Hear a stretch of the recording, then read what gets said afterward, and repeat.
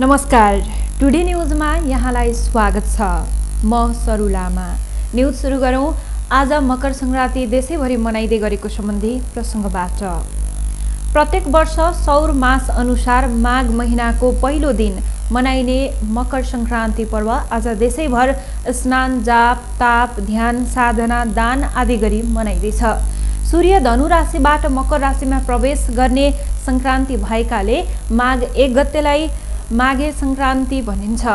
माघ 1 गतेदेखि उत्तरायण सुरु हुने भएकाले दिनभन्दा रात छोटो हुँदै जान्छ। उत्तरायण सुरु हुने दिनको स्नान, जाप, ताप, ध्यान, साधना, दान आदिलाई पुण्यदायक मानिन्छ। यसैले आजको दिन देवघाट, त्रिशुली, कालीगण्डकी, बागमती, इन्द्रेणी, रिडी लगायतको स्थानमा माघ स्नान गर्न भक्तजनको भिड लाग्ने गरेको छ। यी ठाउँमा बिहिबार विशेष मेला समेत लाग्ने गरेको छ। तराईवासीले माघ 1 गतेलाई नहान अर्थात् नुहाउने पर्वको रूपमा मनाउने गरेका छन्। वर्षभर ननुहाउने तराईवासीले आज भने अनिवार्य रूपमा नुहाउनै पर्ने मान्यता राख्दछन्। बिहानै तीर्थस्थलमा गई स्नान गरेर तिल दान गर्नाले सुन दान गरे सरह पुण्य प्राप्त हुने धार्मिक विश्वास छ।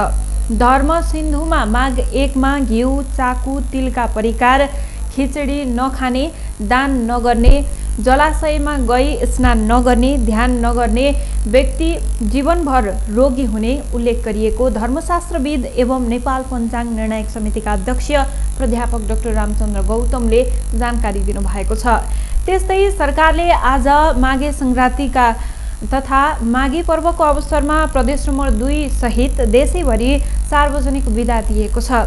नेपाल सरकार मन्त्री परिषदको पुस 26 गतेको निर्णय अनुसार माघ 1 गते आज मुलुकभर लागू हुने गरी सार्वजनिक बिदा दिएको गृह मन्त्रालयले जानकारी गराएको छ। सरकारले आज नेपाल राज्यभरका सबै सरकारी कार्यालय, सार्वजनिक निकाय, सङ्घ संस्था र विदेशस्थित नेपाली नियोगमा सार्वजनिक बिदा दिने निर्णय गरेको मन्त्रालयद्वारा जारी विज्ञप्तिमा उल्लेख छ। राष्ट्रपति विद्यादेवी भण्डारीले नेपालका विभिन्न जात जाति तथा समुदायद्वारा मनाइने माघे संक्रान्ति एवं माघी पर्वको अवसरमा शुभकामना व्यक्त गर्नुभएको छ। राष्ट्रपति भण्डारीले स्वदेश तथा विदेशमा रहेका सम्पूर्ण नेपाली दिदीबहिनी तथा दाजुभाइहरूमा माघे संक्रान्ति पर्वको अवसरमा सुख, शान्ति, समृद्धि, आरोग्य र प्रगतिका लागि शुभकामना व्यक्त गर्नुभएको हो। यस चाडले नेपालका हिमाल, पहाड, तराईमा बसोबास गर्ने सबै जात जाति र समुदायका जनताबीच आपसी मेलमिलाप, सद्भाव र सहिष्णुता अभिवृद्धि गरी सामाजिक र सांस्कृतिक एकतालाई सुदृढ बनाउने विश्वास राष्ट्रपतिले व्यक्त गर्नुभएको छ। यस पर्वबाट मौलिक सांस्कृतिक परम्पराको संरक्षण र सम्वर्धन गर्न तथा विविध भौगोलिक क्षेत्र, जात जाति, भाषा र संस्कृतिका नेपाली बीच आपसी एकता, मित्रता, सहयोग र सद्भाव अभिवृद्धि गरी बृहत राष्ट्रिय एकतालाई थप सुदृढ पार्न मद्दत पुगोस् भन्ने कामना पनि राष्ट्रपति भण्डारीले गर्नुभएको छ। परराष्ट्र मन्त्री प्रदीप कुमार ग्यावाली आज भारत भ्रमण जाँदै हुनुहुन्छ। नेपाल भारत 6औं संयुक्त आयोग बैठकमा भाग लिन परराष्ट्र मन्त्री ग्यावाली 3 दिने भारत भ्रमणमा जान लाग्नु भएको हो।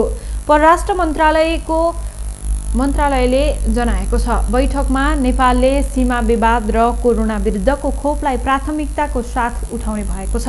यस्तै नेपाल भारत द्विपक्षीय सम्बन्ध, व्यापार, पारवहन, पर्यटन, कृषि, वैदेशिक लगानी, पूर्वाधार विकास, ऊर्जा लगायतको विषयमा पनि छलफल गर्ने तयारी छ। बैठकमा नेपालको तर्फबाट परराष्ट्र मन्त्री ग्यावाली सहित परराष्ट्र र स्वास्थ्य मन्त्रालय सहितका सचिव सहित अन्य मन्त्रालयका उच्च अधिकारी सहभागी हुने मन्त्रालयले जनाएको छ। भारततर्फबाट विदेश मन्त्री एस जयशंकरले बैठकको नेतृत्व गर्नुहुनेछ। नेपालले कालापानी, लिपुलेक र लिम्पियाधुरा सहितको भूमि समेटेर नयाँ नक्सा जारी गरेपछि दुई देशबीच सम्बन्ध चिसिएको छ। लामो समयदेखि दुई देशबीच उच्च स्तरीय भेटवार्ता र भ्रमण हुन नसकेको बेला परराष्ट्र मन्त्री ग्यावालीको भारत भ्रमणलाई महत्त्वपूर्ण रूपमा हेरिएको छ। मुख्यमन्त्री लालबाबु राउतले जानकी मन्दिर परिसरभित्र 2 सातामा पहिलो चरणको कार्य सम्पन्न गर्न निर्देशन दिनुभएको छ। जानकी मन्दिरमा भइरहेको मुख्यमन्त्री शोकसथा अभियान अन्तर्गतका कार्यहरू 2 साताभित्र सम्पन्न गरी दोस्रो चरणमा जान निर्देशन दिनुभएको हो। जानकी मन्दिर फुलबारीको पर्खाल निर्माण भएपछि त्यहाँ जडान गरिएको स्ट्रेट लाइनको शुभारम्भ गर्दै मुख्यमन्त्री राउतले प्रदेशको गौरवको योजनाको रूपमा रहेको जानकी मन्दिर सौन्दर्यकरणको पहिलो चरणको कार्य अन्तिम चरणमा पुगेको र दोस्रो चरणमा आगामी वर्णन मुख्यमन्त्री तथा मन्त्रिपरिषद कार्यालयका सचिव यम भूषाल र मुख्यमन्त्री शोकसथा अभियानका परियोजना प्रमुख भगवान झालाई निर्देशन दिनुभएको छ। निरीक्षणको क्रममा मुख्यमन्त्री राउतले उक्त योजनाको प्रगतिबारे जानकारी लिँदै 2 साताभित्र पहिलो चरणको कार्य सम्पन्न गर्न निर्देशन दिनुभएको हो। दोस्रो चरणको योजनाको लागि मन्दिरसँग सरोकार राख्ने महन्त, नागरिक समाज, राजनीतिक कर्मी, सञ्चारकर्मी समेतको राय सुझाव लिन समेत उहाँले परियोजना प्रमुखलाई निर्देशन दिनुभएको हो। उक्त अवसरमा मुख्यमन्त्री राउतले जानकी मन्दिर परिसरमा गाडीलाई पूर्ण रूपमा प्रतिबन्ध गर्नुका साथै श्रद्धालुहरूलाई जुत्ता चप्पल समेत परिसर बाहिरै राख्न लगाउनका लागि सुरक्षाकर्मी परिचालन गर्न प्रमुख जिल्लाधिकारी र प्रहरी उपरीक्षकलाई समेत निर्देशन दिनुभयो। मन्दिरलाई सधैँभरि सफा राख्न प्रदेश सरकारले सफाई कर्मी नै नियुक्त गर्ने जानकारी गराउँदै मुख्यमन्त्री राउतले मन्दिरको सौन्दर्यकरणको लागि रकमको अभाव हुन नदिने प्रतिबद्धता समेत जनाउनुभयो। उहाँले मन्दिरको अगाडिमै रहेको जानकी फुलबारी सौन्दर्यकरणको कामलाई समेत अगाडि बढाउन निर्देशन दिनुभयो। सोही अवसरमा मुख्यमन्त्री राउतले मन्दिर परिसरमा जडान गरिएको स्ट्रेट लाइनको उद्घाटन समेत गर्नुभएको थियो। सो अवसरमा जनकपुरधाम उपमहानगरपालिकाका मेयर लालकिशोर शाहले परियोजनाहरू छिटोभन्दा छिटो सम्पन्न गर्नका लागि मुख्यमन्त्री कार्यालयका टिमहरू लागि परेको बताउँदै आगामी दिनमा पनि प्रदेश सरकारबाट जनकपुरधामका जनता अपेक्षा राखेको बताउनु भएको थियो। स्थलगत निरीक्षणको क्रममा मुख्य न्यायाधिवक्ता दिपेन्द्र झा, मुख्यमन्त्री तथा मन्त्रिपरिषदका कार्यालयका सचिव यम भूषाल, प्रमुख जिल्लाधिकारी, प्रहरी उपरीक्षक, शोकसथा अभियानका डीई भगवान झा सहितको उपस्थिति रहेको थियो। प्रधानमन्त्री केपी शर्मा ओलीको सिफारिसमा राष्ट्रपति विद्यादेवी भण्डारीले विघटन गरेको प्रतिनिधि सभा पुनर्स्थापनाको माग गर्दै आन्दोलनमा उत्रिएका जनता समाजवादी पार्टी नेपालले माघ 7 गते राजविराजमा हुने विरोध सभाको तयारीमा जुटेका छन्। प्रधानमन्त्री ओलीको असंवैधानिक कदमको विरुद्ध दोस्रो चरणको आन्दोलन घोषणा गरेका जसपाले राजविराजमा शक्ति प्रदर्शन गर्ने तयारी गरेको हो। जसपा सप्तरीले आन्दोलनलाई व्यवस्थित र प्रभावकारी बनाउन जिल्लादेखि वडासम्म जनपरिचालन समिति गठन गरी तीव्रता दिएको छ। आन्दोलनलाई लक्षित गरी राष्ट्रिय सभा सदस्य एवं पूर्व मन्त्री मृगेन्द्र सिंह यादवको संयोजकत्वमा जिल्ला जनपरिचालन समिति, जसपा केन्द्रीय सदस्य एवं जिल्ला समन्वय समिति सप्तरीका प्रमुख प्रभाकर यादवको संयोजकत्वमा, आर्थिक समिति अमरनाथ मण्डलको नेतृत्वमा, प्रचार प्रसार समिति केन्द्रीय सदस्य शैलेश चौधरीको संयोजकत्वमा, मञ्च व्यवस्थापन समिति केन्द्रीय सदस्य दिनेश यादवको संयोजकत्वमा, स्वयंसेवक व्यवस्थापन समिति गठन गरिएको जनता समाजवादी पार्टी नेपाल सप्तरीका अध्यक्ष केदार यादवले जानकारी दिनुभएको छ। पार्टी अध्यक्ष एवं सप्तरी निर्वाचन क्षेत्र नम्बर 2 बाट निर्वाचित प्रतिनिधि सभा सदस्य उपेन्द्र यादव प्रमुख वक्ताको रूपमा आउने राजविराजमा हुने विरोध सभामा 25,000 भन्दा बढी जनता उतार्ने तयारी जसपा सप्तरीले गरेको छ। ओलीको असंवैधानिक, अलोकतान्त्रिक र प्रगतिगामी कदमको विरुद्धमा विशाल जनप्रदर्शनको तयारीमा निरन्तर लागि परेका छौं, जिल्लाध्यक्ष यादवले भने। आन्दोलनलाई व्यवस्थित र शान्तिपूर्ण बनाउन सप्तरीबाट प्रतिनिधित्व गर्ने केन्द्रीय कार्यकारिणी समिति, केन्द्रीय समिति, मध्य प्रदेश समिति, जिल्ला समिति, भातृ संगठनका प्रतिनिधि सम्मिलित विभिन्न समिति गठन गरेका छौं। गठित समितिहरू आफ्नो कार्यक्षेत्रमा लागिसकेका अध्यक्ष यादवले बताएका छन्।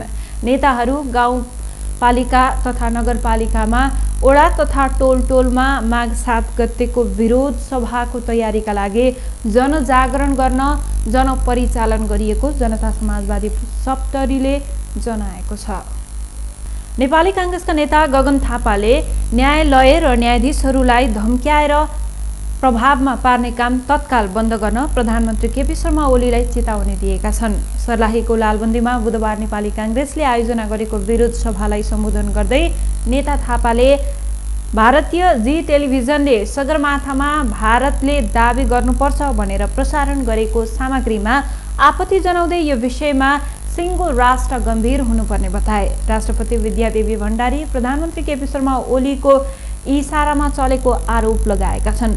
राष्ट्रपति भण्डारी प्रधानमन्त्री ओलीको इसारामा चल्दै जाने हो भने संविधान र संघीयता नै धरापमा पर्ने नेता थापाले दाबी गरे। नेता थापाले प्रधानमन्त्री ओलीले प्रदेश समेत खारेज गर्न सक्ने भइरहेको थपे। प्रधानमन्त्रीले चालेको कदम ठिक हो भन्दै अघि बढेको खण्डमा प्रदेश स्थानीय सरकार हुँदै संविधान नै खारेज हुने अवस्था रहेको कांग्रेस नेता थापाको तर्क छ। नेता थापाले सर्वोच्च अदालतले संसद पुनर्स्थापनाकै पक्षमा निर्णय गर्ने विश्वास व्यक्त गर्दै संविधान त अदालत र न्यायाधीशहरू संसद पुनर्स्थापनकै पक्षमा उभिने विश्वास व्यक्त गरे। सभामा कांग्रेस नेता थापाले संविधान रक्षा र अहिलेको असंवैधानिक कदम विरुद्ध गाउँ गाउँमा गएर नागरिकलाई प्रश्न पार्न आग्रह गरे। जिल्ला प्रहरी कार्यालय रौतहटका प्रहरी उपरीक्षक सिद्धिविक्रम शाहले फर्जी बलात्कारको आरोप लगाउनेमाथि कानुनी कारबाही गरिने बताएका छन्। रौतहट जिल्ला अदालत गौरमा कार्यरत रहेका नायब सुब्बा मदन सहनीमाथि लागिएको सामूहिक बलात्कारको विषयमा आरोपमा सत्यता नरहेकोले नक्कली बलात्कारको आरोप लगाउने र आरोप लगाउन सहयोग पुर्याउने माथि कानुनी कारबाही गरिने जानकारी दिएका छन्। एकजना युवतीले चपुरमा रहेको सामूहिक बलात्कारमा अदालतका नायब सुब्बा सहनी पनि सहभागी भएको भनी दिएको उजुरीको आधारमा मंगलबार प्रहरीले अदालतबाट पूछताछको लागि लगिएपछि कर्मचारीहरूले अदालतको कामकाज ठप्प पारेका थिए। शारीरिक अवस्था कमजोर भएका सहनीले यस्तो कार्य गर्न नसक्ने भने कर्मचारीहरूको रहेको विश्वासको आधारमा अदालतको कामकाज प्रभावित गरेकोमा छानबिन गर्ने क्रममा आरोपमा सत्यता नदेखिएकोले लागिएको फर्जी आरोपमाथि प्रहरीले छानबिन थालेको हो। प्रहरी उपरीक्षक शाहले भने झुठो आरोप लगाउने र गर्न उत्प्रेरित गर्ने दुवैजनामाथि कारबाही गर्ने प्रक्रिया अगाडि बढाएको छु। तत्कालीन प्रहरी उपरीक्षक रविराज खड्काको सरुवापछि रौतहट आएका प्रहरी उपरीक्षक शाहको अहिलेसम्मको कार्य सन्तोषजनक र विवाद रहित देखिएको छ। झुठो आरोप लगाउनेमाथि कानुनी कारबाही हुने भएको कानुनी व्यवस्था अनुसार उनीहरूमाथि कानुनी कारबाही गरिने उनको भनाइरहेको छ। नायब सुब्बा सहनीले षड्यन्त्रपूर्वक आरोप लगाएको छ। आफ्नो कार्यमा इमानदारीता देखाउँदै आएका सहनीमाथि लागिएको गम्भीर आरोपमाथि कर्मचारी र कानुन व्यवसायीको अविश्वास रहेको छैन। प्रहरीले सोधपुछको लागि अदालतबाट लगिएको विरोध कर्मचारी लगायतको कानुनी व्यवसायीहरू समेतले गरेका थिए। पक्राउ पर्नुभन्दा पूर्व अदालतको अनुमति लिनुपर्ने कानुनी प्रावधानको प्रहरीले पालना नगरेकोले कर्मचारी तथा कानुन व्यवसायीहरूले आपत्ति जनाएको थियो। हुण्डीको कारोबार गर्ने व्यापारीहरूमाथि प्रहरीले निगरानी बढाएपछि सिराहामा स्रोत नखुलेको रकम सहित भट्टाभट पक्राउ पर्न थालेका छन्। स्रोत नखुलेको 31,89,000 रकम सहित एकजना युवक पक्राउ परेको एक साता नबित्दै बुधबार स्रोत नखुलेको रकम सहित थप 2 जना पक्राउ परेका छन्। सिराहा प्रहरीले स्रोत नखुलेको नगद सहित 2 युवकलाई बुधबार नियन्त्रणमा लिएको छ। जिल्ला प्रहरी कार्यालय सिराहाबाट खटिएको विशेष प्रहरी टोलीले चेक जाँचको क्रममा भारतबाट नेपालतर्फ आउँदै गरेको 108 प 9614 नम्बरको मोटरसाइकल चेक जाँच गर्ने क्रममा बरियारपट्टी गाउँपालिका वडा नम्बर 2 खोक्सी बस्ने 40 वर्षीय मोहम्मद सगिर मिया र पछाडि बसेका स्थानीय 24 वर्षीय मेहन्दी मन्सुर मियालाई पक्राउ गरिएको छ। उनीहरूको साथबाट स्रोत नखुलेको नेपाली रुपैयाँ 9,39,915 रुपैयाँ बरामद गरिएको जिल्ला प्रहरी कार्यालय सिराहाका सूचना अधिकारी तथा डीएसपी शालिग्राम शर्मा पौडेलले जानकारी दिनुभएको छ।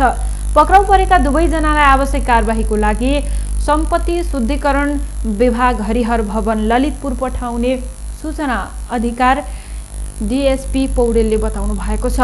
2 दिन अगाडि मात्रै सिराहा प्रहरीले करिब 32 लाख स्रोत नखुलेको रकम सहित एकजनालाई पक्राउ गरेको थियो। सिराहा नगरपालिका 21 लगडी गोडबाट खटिएको प्रहरीले चेक जाँचको क्रममा हकपाडाका 39 वर्षीय विश्वनाथ यादवको साथबाट स्रोत नखुलेको 31,89,000 दरको नोट सहित नियन्त्रणमा लिएको थियो।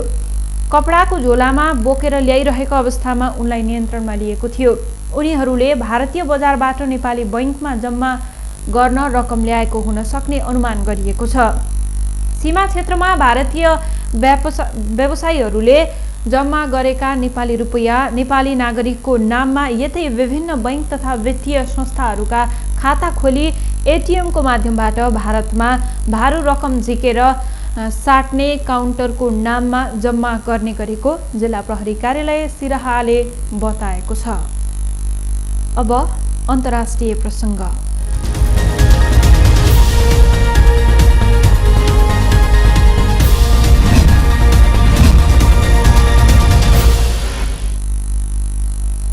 भारतको दिल्लीमा आउँदो हप्तादेखि विद्यालय खुल्ने भएको छ। त्यहाँको सरकारले अर्को हप्तादेखि विद्यालयमा अध्ययन र अध्यापन सुरु गराउने निर्णय गरेको हो।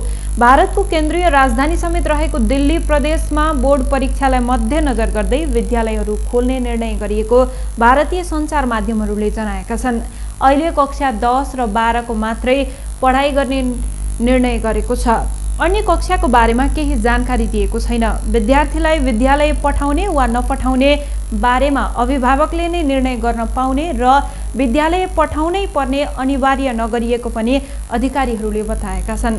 विद्यालय आएका र नआएका विद्यार्थीहरूका विषयमा विद्यालयले कुनै भेदभाव नगर्ने पनि सरकारी अधिकारीहरूले बताएका छन्। उनीहरूका अनुसार आउँदो 18 तारिख अर्थात् आउँदो सोमबारदेखि विद्यालय खुलाउने तयारी गरिएको छ। दिल्लीका विद्यालयमा सन् 2020 को मार्चदेखि पठन पाठन ठप्प छ। कोरोना भाइरसको संक्रमण फैलिन थालेपछि बन्द गरिएका विद्यालयहरू अहिले वार्षिक परीक्षालाई मध्यनजर गर्दै खोल्न लागि हो। दिल्ली सरकारले भने अहिले परीक्षाको तयारी र अभ्यास कार्यको लागि मात्रै विद्यार्थीहरूलाई विद्यालय बोलाउन लागि स्पष्ट पारेको छ। हवस् त, यसका साथै टुडे न्यूज अहिलेलाई सकियो। हाम्रो अर्को बुलेटिन लिएर पुनः उपस्थित हुने नै छौँ। टिभी टुडे हेर्दै गर्नुहोला। नमस्कार।